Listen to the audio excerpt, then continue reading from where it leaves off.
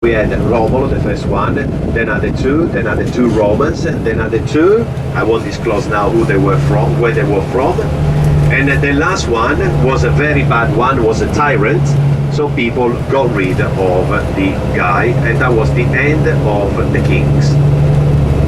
And then we went into the Republic, and then eventually, by the end, nearly the end of the Republic, something happened, Julius Caesar came about, and things changed once again from there.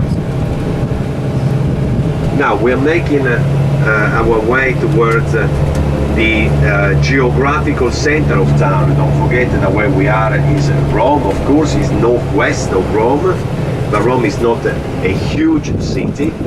Today is the best moment right now to go around because it's Saturday, because people are now at dinner. You don't want to be around on some of these roads later on, it becomes a nightmare, or even during normal weekdays, because the traffic is horrific. You get no idea unless you see it, what it means, horrific traffic. Bene, so if I then want to help you to understand better us from now and tomorrow the city, and also to keep it in mind, because remember we're leaving from Rome, or starting rather from Rome, and we will go throughout the country, and everywhere where we go, typically the coming from will always be from Rome. So we heard at the times we heard at the times all roads lead to Rome, but in effect it's wrong, because it should be all roads left from Rome. How do we call these roads? The consular roads. Why consular?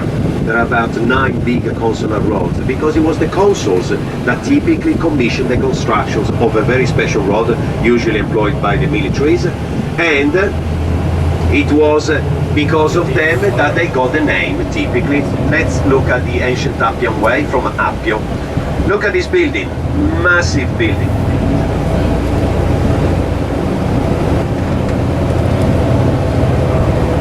This is a massive, tremendously big building, all made up of a travertine, partly actually some other stone are slightly different.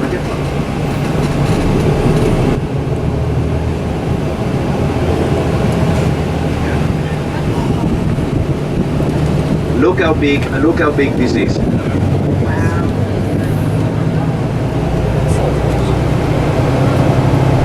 Now this is a palace that we call also the ugly palace.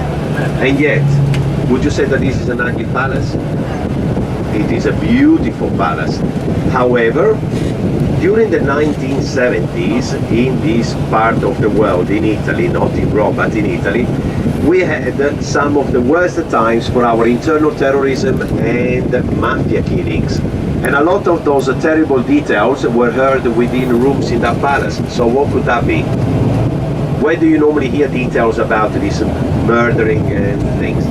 Court of Law. Yes, that is the Justice Palace of Rome, ladies and gentlemen. Now, to the left, look at this gap that you got exactly here to the left. It is a moat. It is an original moat, so we have to symbolically again read the times, go back in the hundreds of years. There was no road, the level of Rome was even lower, and you look as we turn, look at that construction on your left hand side. Saint Angel's Castle. This is because of the angel Michael right at the top of it, you see there, the winged angel. But most importantly, the lower part of this monument was built already in the 1st century after Christ. If you look at it properly, as we are going to pass by, you will notice it. The lower part is built in a completely different stone. That was meant to be the mausoleum of Emperor Hadrian. Then it was never used as a mausoleum for Hadrian eventually, but that is where the name comes from and has been used all over the world. Important burial places are the mausoleum, but that is the first ever time that it was used and built for. Then over the centuries, in the medieval times, they built the top part. Over the centuries, this has been has been used for prison, fortress, place of torture. For the past 10 years or so has become a beautiful museum. beautiful museums, but most importantly, you see we passed some arches. Later on, eventually we come back. Minded prince of the family Borghese. So to make her life easier and more pleasant for a girl acquainted to the pleasures of Paris in those days, she decided to pose for a sculptor as Venus Victorious. You know what I mean by Venus Victorious? Half nude, upraising the Apple as the most beautiful of all the goddesses. Now, the family prohibited her to show her statue as such, but of course the other princes in their environment forced her to go around the museum, the gallery, with in order to see her, the way she had been shaped by the sculptor Antonio Canova, who was the leading one of the time. And one of them, when she was in front of the statue, she said, "Pauline, how could you ever pose like that for a sculptor?" And their neighborly answer was, "Well, the room was heated." That's her wit, that's her personality. So in case, remember, you want to visit the Borghese Gallery, she is the very protagonist of. And my dear, as we turn to the left, that's where we're getting off the coach. But listen, I didn't expect to drive this way when I first conversed with Antonio about your program, because this street and the hotel that is on the left back there are memorable in my mind. That is the oldest hotel of Rome. That's where I met Margaret Thatcher to be her guide when she was Prime Minister of Britain. And I can never forget, she's so sick now, as you know, it's terrible. Did you enjoy the cinema movie about her? Have you seen her? It's kind of sad because there are too many backflashes. I mean, should be stronger, the personality she showed. But I have to tell you that I never forgot. What do you reckon? 25 millions, 45 millions, 50 millions? We are 61 million inhabitants, residents in this country. Where do we fit the 61 million people if we have no space to build the cities? And that is now the answer to, if you ever wondered, why do we have small cars, or why are the cities so crowded everywhere we go? 61 million just about are the residents, the registered one.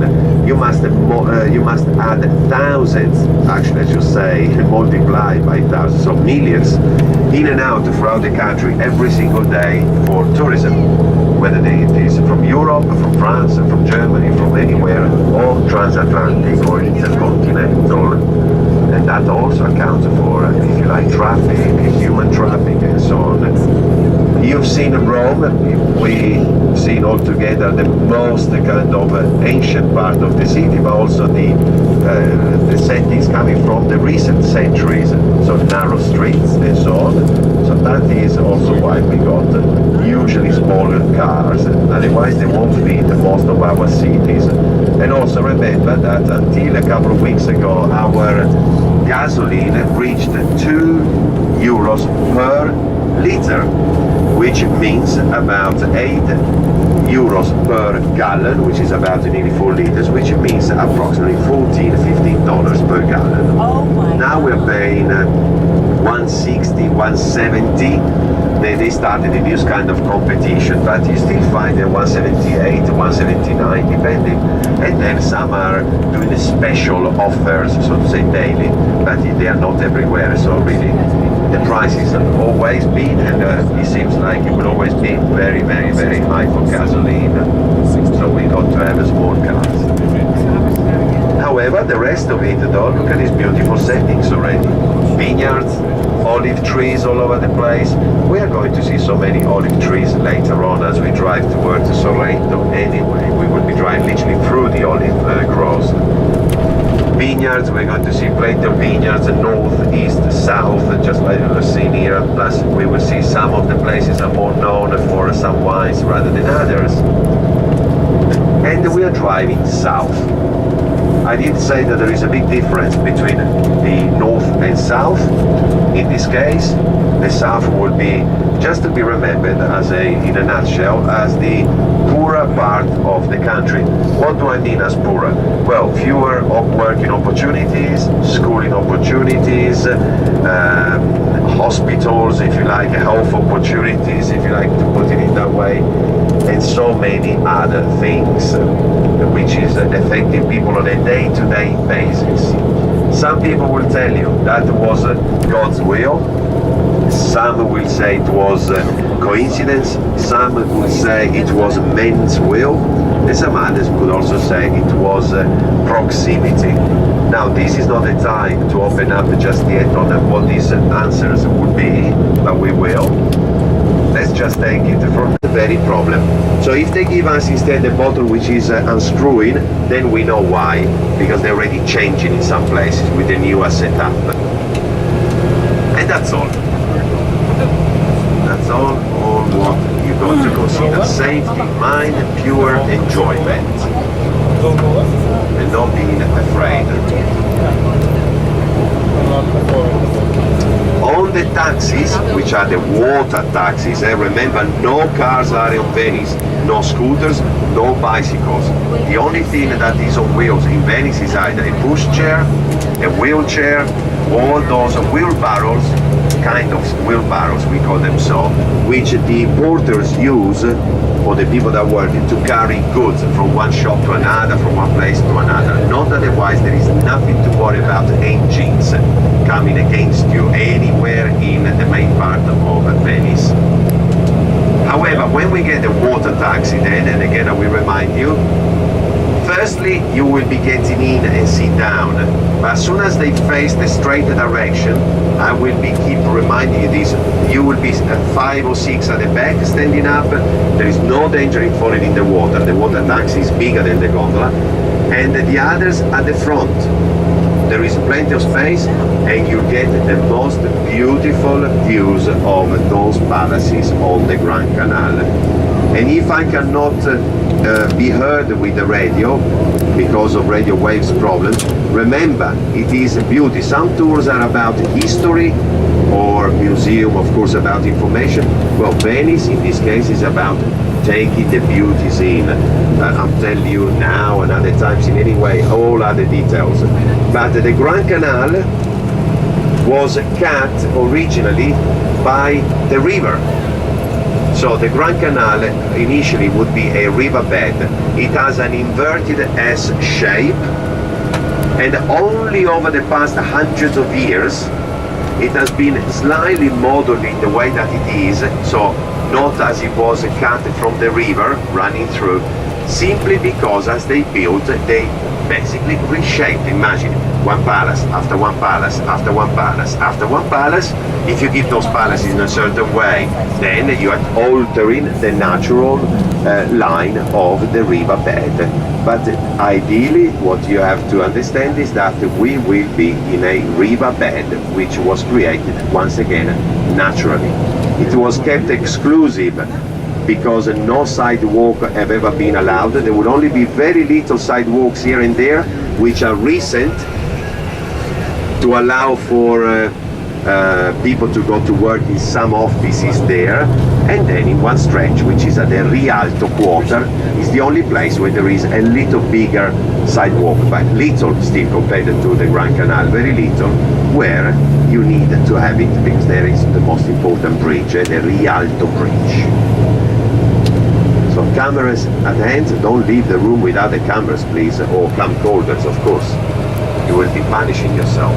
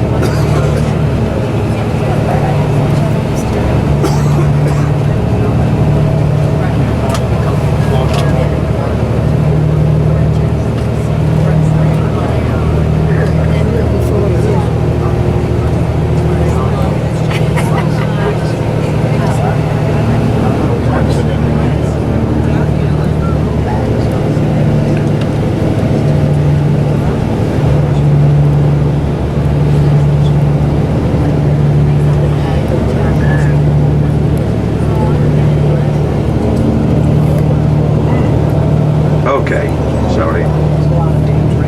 So to the left you see Mestre Station, one of the railway stations.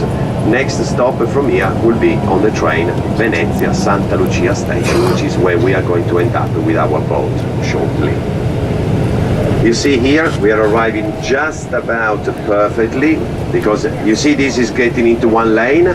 Imagine this is the only road, because we are still on the mainland, but pretty soon you're going to see water now, very very soon, and from then on we're going to get the longest bridge on water, which is nearly 4 kilometers, and that's it, it's all islands then. So this is what I wanted to avoid as the rush hour comes from. Where is the rush hour coming from if I just told you that there are no cars in Venice? But what about all the cars that arrive to the place where we are arriving in order to stop our run? So loading, unloading, public buses taking the thousands of people to work and so on, and that is when you get the chaos. So thank you very much. As I said, I done here and there some adjustments, but hopefully also the bridge coming up when it is clear here should be clear even there. Because here it can take an hour and a half just to go through a couple of kilometers. So we did a very good. Now these two villages which are surrounding us, you see what we call the eyesore on the right hand side, and this is massive. We'll see it better from the boat. This is a huge industrial quarter. It has been here for quite a few decades. You see it's fully furnished also of rail tracks and so on. So you work on the material and then with the train it goes straight out. However, these two villages which are around us, Mestre and Marghera, are also nicknamed the Langs of Venice. Why the Langs of Venice? Well, because without these two villages, Venice would not have existed anymore since at least 1950s onward. Why? Well, for two reasons. One, the problem of the erosion, we will see eventually in detail, but the problem with erosion made it so that Venice was having big problems in sinking. 2, 1, 0. Look, we are not on the mainland anymore. Finito. If you're sitting at the back, look straight in front of you. This is the bridge we didn't want to get here. As you can see, there are extra works when the rush hour is on, because here is a solid choco-block, literally, bumper to bumper all the way. So we are hopefully doing good. But most importantly, I'll introduce to you the Liberty Bridge, wanted in 1920 by Mussolini, which replaced a older and much smaller bridge built by the Austrians as they were occupying these areas in the 1800s, so it was built in 1840s. So basically this is nearly 4 kilometers long, so 2.5 miles long and straight, and will be the only way to reach mainland, which we now left. Anything is around in front of us, on the right hand side, on the left, islands. You're only looking at islands. Beside, in a distance on the left, where there is the airport of Venice. You see there is a plane just landing on the left. Do you remember the name of the airport? Out of the son of a very wealthy merchant of Venice. This guy was sent by the local authorities for over 25 years out around the world to collect information. His name was Marco Polo. So Marco Polo Airport is left hand side. The runway is built in an artificial island. After that, the airport itself is on the extreme side there of the other mainland. As you can see, it goes all around with the lagoon. And the only other way, as I was saying, to reach where we're reaching will be with a rail track. So if you ever get a Orient Express or something, that is where you'll end up, on those tracks. There are no other tracks for any other train. They go into Venice, nearby our hotel. Our hotel from the station is about approximately not even 5 minutes. And then they have to reverse out and get from there anywhere else they go, where they want to go. Then we are going in front of us to the right. That is another island where you see a big B for parking. That is where we are just about more or less stopping. So please remember, once we arrive, you collect all of your stuff, we step out of the bus, and we walk very, very short walk to the boat. And needless to say, take a number where you are sitting, please, because after tomorrow, as we arrive on the bus, you will do the seat rotation. So look at the number of the seat where you are sitting, please, and memorize it, write it down. Help me to be professional, because if you don't help me, some people might mind about it and they reckon Antonio was not professional, and it's not true, because then I would say some of you did not help me. It's very easy. Get the number. If you go on another tour, you never know, on another guided vacation, you know what some colleagues do? They come with pieces of paper, they write your names, they'll hang it on the door. I think that really there is no need to do that, but that is only me. Look how easy it is, rather than me going through every night taking 40, 37 in this case, other times 40, 45. Just look at the number there, please. I trust you do that. Look at the number and then you do the rotation. It's very easy. Remember, we never come thinking something is wrong with me. I'm weird. Why? Because we don't do that anymore. So again, on the other side, if someone comes and approaches you, not just in Florence, generally, remember, you should always, unfortunately, keep a suspicion. Okay, give always the benefit of the doubt, because if you are in a small place, there are still, fortunately, some places, in the smaller villages, where people are curious. Oh, where are you from? If they go shops, maybe they even hope if you kind of get along, maybe at the end they say, oh, nice. Oh, anyway, what do you say? Oh, I'll get one of those. But beside that thing, but generally otherwise, be always aware that we have unfortunately changed also these rules. It is not as it used to be. I told you that Rome has gone from 1 million people within a short time to 3,800,000 people. There are a lot of people coming from away from Rome, from outside Italy, although they're now naturalized Italian, but their mentality is still different. So that was also something I wanted to tell you before, and then I didn't remember to add that, but keep it in mind. So always exercise anywhere nowadays that you care and attention. Is this genuine or it might not? So you'll see the bells ringing if that would be the case. Now this is the place where they say that they speak the best Italian. I'll say to them, to the Florentine, to the Tuscan, but in this case to the Florentine, well, I'll give you 1 point for it, but then again I'll take it away a point for it. So I really say, really, I don't know why you're really claiming that, but I understand. So I support to some extent that idea. Very confusing. So what am I trying to say? Well, someone from here wrote a very special book. Who is that someone and what is the book? Dante Alighieri. Dante Alighieri, which was also condemned to death by the Florentine at one point, the church, in brackets. We had the situations in Florence where there were factions of black and white, so within the same city, people fighting each other. You might come across the name of Guelphs and Ghibellines. Remember, Guelphs always pro-popol troops, so for the church, Ghibellines for the emperor, or pro-emperor, meaning for the political side. And Florence, in those centuries, a few hundred years ago, had this situation. The church wanted to gain more power, the political state said, well, no, blah, blah. Dante was also participating in his own account, supporting, of course, not supporting, I should say, the hypocrisy of the church, and he wrote the book. What book was it?